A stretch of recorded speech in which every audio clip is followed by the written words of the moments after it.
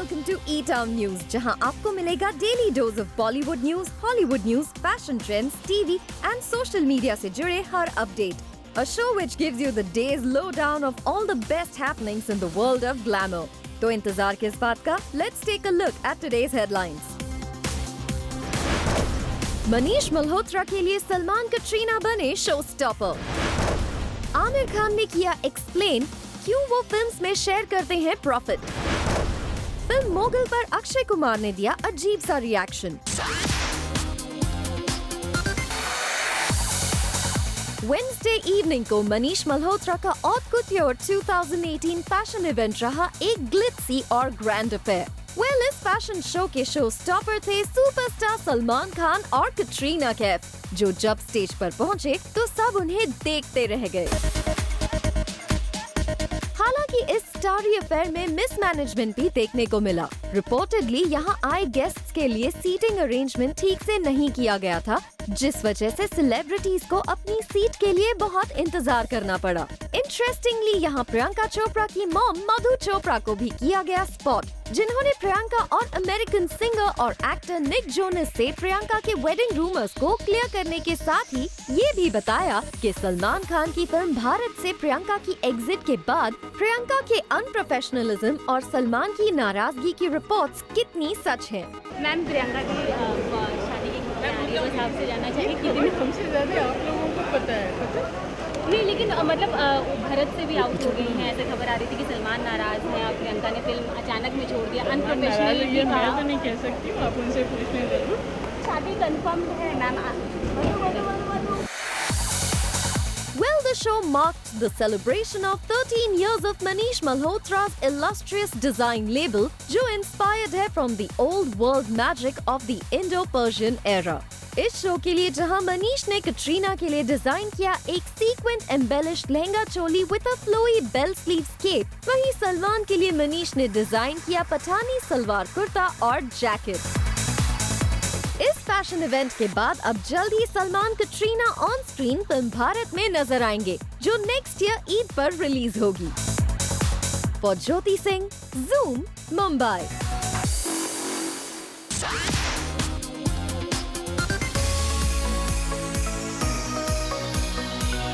आमिर खान ने किया खुलासा कि वो फिल्म के प्रॉफिट का हायर कट लेते हैं. And certainly I take a higher cut in the percentage because I'm risking my time on that, and I think producers are happy in that. Sid, correct me if I'm wrong. अपनी most awaited film thugs of Hindustan में busy Aamir recently पहुंचे 5th Indian screen writers conference पर, जहां आमिर ने अपनी फिल्मों के profit में हायर कट लेने की बात कबूल करते हुए ये रेवलेशन किया. जब मुझे कोई चीज़ पसंद आ रही है, कहानी पसंद आ गई, स्क्रिप्ट पसंद आ गई, और मुझे करनी है. अब जब मुझे करनी है तो मैं ये जिम्मेदारी लेता हूँ कि यार ये जब बनेगी तो इसमें किसी के जो पैसे लगे उसका लॉस नहीं होना चाहिए. Actually, it is the best business model. But that is not No, I'm saying even practically. आप ये सोचिए कि मेरे करियर में आज तक किसी प्रोड्यूसर ने मेरे से लॉस नहीं किया. जाहिर है वो मुझे साइन करेंगे. यार आमिर के साथ काम करता हूँ, लॉस ही नहीं होता है. मैं पैसे लेना तो मैंने बंद कर दिया ना अपफ्रंट, टोटली. मैं पैसे नहीं लेता. I don't charge a single rupee for my films. अगर फिल्म जो भी फिल्म धंधा करती है, पहले वो फिल्म के पैसे वापस जाते हैं, उसका जो इन्वेस्टमेंट है वो वापस जाता है. जितने लोगों ने जो कॉस्ट निकल गया है, when everyone is paid and all costs are recovered, I become a percentage in profits. तो अगर फिल्म अच्छी नहीं चली और नहीं अच्छी बनी तो मैं नहीं कमाऊंगा, लेकिन किसी को नुकसान नहीं होगा. वो मुझे I feel responsible for that in some way, so I don't want that. So that is one of the reasons also why my films become successful. And certainly I take a higher cut in the percentage because I'm risking my time on that, and I think producers are happy in that. Sid, correct me if I'm wrong. इस मौके पर आमिर ने ये भी कहा कि Hollywood can not take over Bollywood even though they are better than us. फिर पहले के जो अंग्रेजी फिल्में हैं वो आके हमारा धंधा छीन रही हैं. इसमें कोई सच्चाई नहीं. I don't know. हम बुरी फिल्में बनाएंगे, हमारा धंधा कम होगा. बाहर का कोई आके हमारा पैसा नहीं छीन सकता. तो I fundamentally disagree with that thought. Avengers अच्छी जा रही है, जाना चाहिए. अच्छी फिल्म बनाएगी, क्यों नहीं जाना चाहिए? अच्छी लोग देखें, उसका मजा लें. हम ऑडियंस को क्यों मतलब एवेंजर्स से बचा के रखें। प्लीज देखिए एवेंजर्स, जो फिल्म आपको अच्छी लगती है आपको देखनी चाहिए। और जरूर जिन लोगों ने बनाई हो, चाहे वो अमेरिका से हो, चाहे वो किसी और मुल्क से हो, उनको उसका जो क्रिएटिव लोग हैं बिल्कुल फायदा हो रहा है। हम उनको लेकिन ब्लेम ना करेंगे यार आपकी वजह से हमारा धंधा कम हो गया। नहीं, हमारा धंधा सिर्फ हमारे वजह से कम हुआ है और किसी की वजह से कम नहीं हुआ। अगर हम अच्छी फिल्म बनाएंगे तो हमारी फिल्म भी लोग देखेंगे। वेल, आमिर ने जिस बेबाक अंदाज में किया है रेवलेशन, वो वाकई काबिले तारीफ है। For Sandesh Agate, Zoom, Mumbai.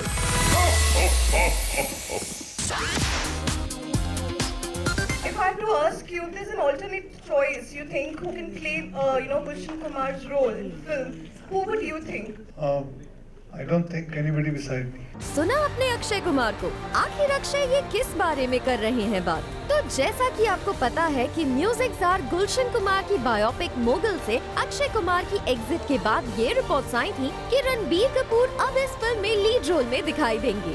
जब हमने अक्षय से इस बारे में सवाल किया कि वो किसको देखते हैं मोगल में, तो उन्होंने ये जवाब दिया, I don't think anybody beside me. I don't think anybody beside me. पे डिस्पैरिटी के बारे में हॉलीवुड और बॉलीवुड दोनों में काफी डिस्कशंस चल रहे हैं, पर हॉलीवुड में कई बड़े एक्टर्स मांग रहे हैं अपनी फीमेल को स्टार्स के लिए इक्वल पे। वहीं जब अक्षय कुमार से इस बारे में सवाल किया गया तो उन्होंने दिया ये diplomatic answer. It all comes up to कितना पैसा आ रहा है। अभी जब आप फिल्म रिलीज करते हो और उसके बाद आपके पास स्टेक होता है, अगर जब फिल्म बड़ी होती है तो आपके पैसे बड़े हो जाते हैं, उसी हिसाब से हीरो का भी रहता है, उसी हिसाब से हीरोइन का। आजकल तो स्टेक सिस्टम है, ये बहुत आ गया है, and they give percentage to people, so you are getting basically what you are deserving, so that comes in like that. Well, Akshay के इस स्टेटमेंट से तो यही अंदाजा लगाया जा सकता है कि अभी बॉलीवुड में मेल और फीमेल एक्टर्स को इक्वल पे मिलने में काफी वक्त लगेगा। For Nikita Badhwan, Zoom, Mumbai.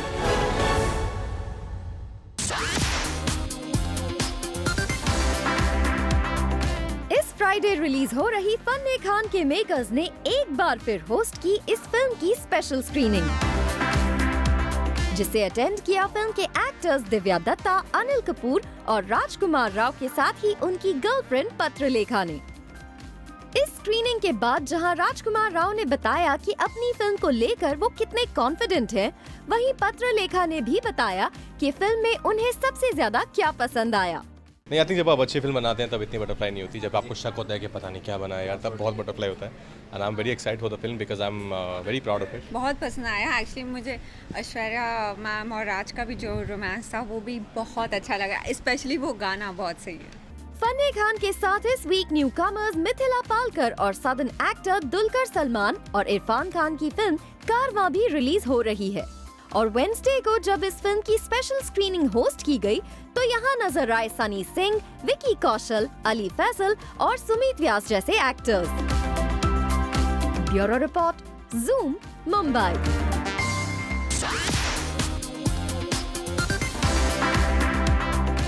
Actress Sushmita Sen की यंगर डॉटर अलीशा पहुंच गई हैं 4th ग्रेड में, और अलीशा के स्कूल के फर्स्ट डे पर सुष्मिता ने अलीशा को गुड लक विश किया और इस स्पेशल मोमेंट की वीडियो भी इंस्टाग्राम पर पोस्ट की। Grade 4. जबकि सोनू के टीटू की स्वीटी एक्टर सनी सिंह ने इंस्टाग्राम पर शेयर की बॉक्सिंग प्रैक्टिस की video.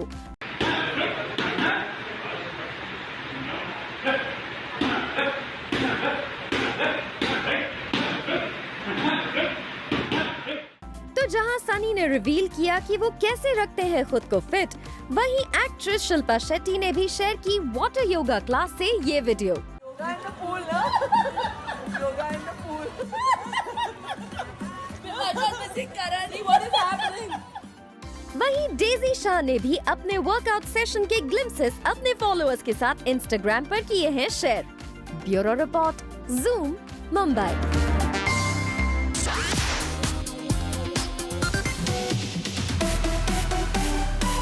Jennifer Aniston gets candid in a recent interview.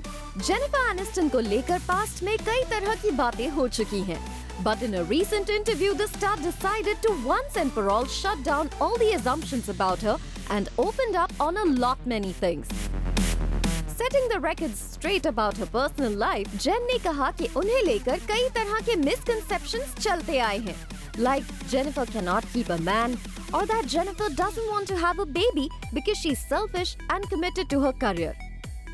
इसके साथ ही जेनिफर को सैड और हार्टब्रोकन भी पोर्ट्रे किया गया है. Addressing to all of these assumptions, Jennifer explained, first, with all due respect, I'm not heartbroken.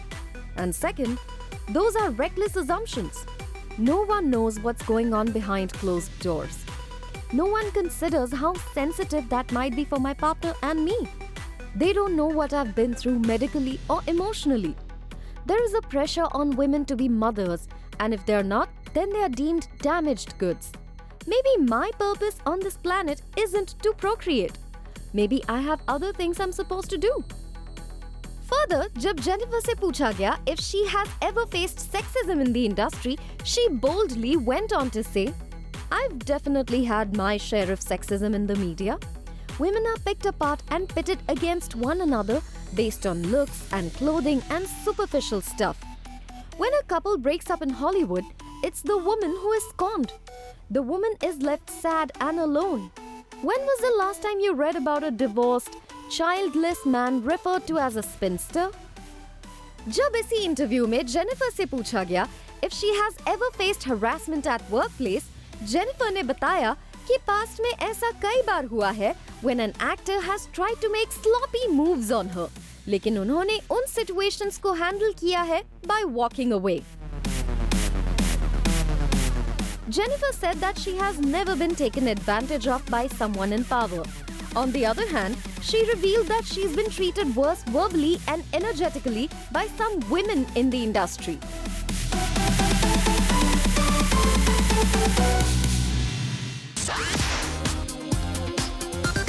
Hi, I'm Lipakshi Alavadi. I'm a costume designer and a celebrity stylist, and today I'm here to talk about your favorite celebs, their styles, and how to get them in the most easy and affordable way. I love working with Jacqueline. I just think she has a great sense of personal style. She loves to experiment, asks a lot of leeway to try a lot of things.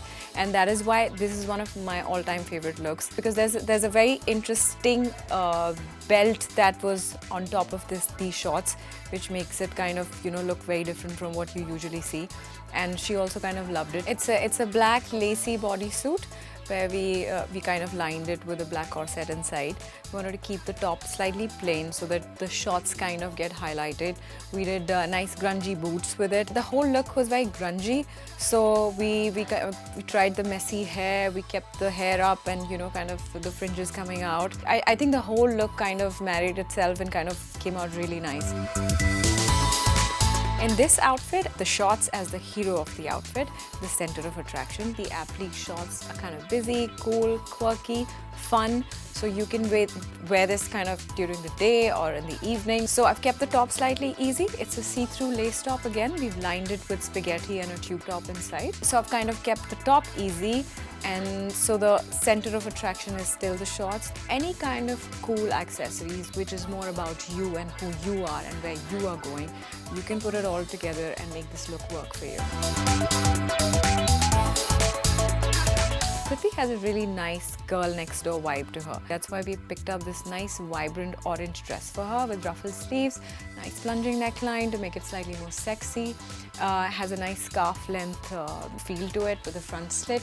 So it kind of is chic, but at the same time has a nice girly vibe to it. I've kept the shoes transparent. It makes her feet look longer and more dainty and more feminine. We've kept the accessories very simple. She has a nice dangling diamond earring and a nice ring.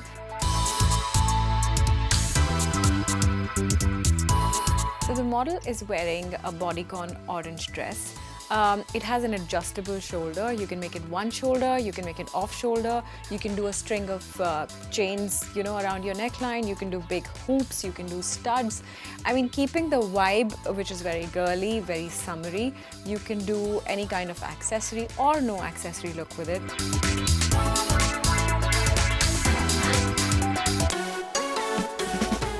ये था हमारा आज का fashion segment. If you wish to follow similar trends, you can shop for similar styles on Myntra. Coming up on the show, Big Boss 12 की पहली celebrity contestant हुई final.